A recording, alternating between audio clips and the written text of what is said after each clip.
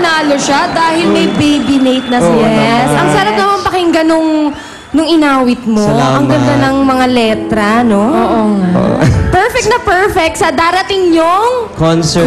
Actually, I'm sure naririnig na nila yung awiting yan sa Amaya, no? Ang title niyan ay Tayong Dalawa. But I actually wrote this for my wife.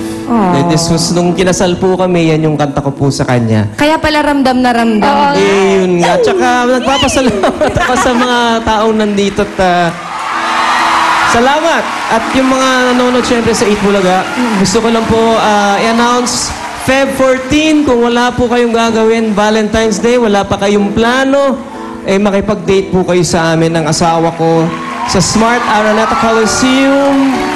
Feb 14, you can get your tickets at all TicketNet outlets 9115555.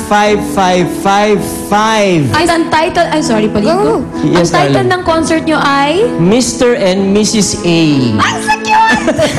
Ito ba ang first concert nyo pagkatapos nyo Yes, pagkatapos namin mag-asawa, pagkatapos namin magkaanak. magkaroon ng eto po. baby Nate? Yes. May special appearance ba si baby? Yes! Ay, meron nga! Marami kaming special guest at si Boy Pick Up lalabas din. Aba! Sa Smart Araneta. Totoo po yun. So, bumili na po kayo mga tickets ninyo sapagkat medyo nagkakaubusan na. Please get your tickets right now. Again, call 911-5555. Maraming salamat po. Kita-kits mga Double Cats, Feb 14, Tuesday, 8 p.m. sa Smart Araneta Center para sa Mr. and Mrs. A. Ang unang concert pagkatapos mainlababo at magkaanak. At maraming salamat din sa iyo, Mr. Ogiel. Maraming salamat. Binabati ko lang yung asawa ko tsaka anak ko nanonood sila.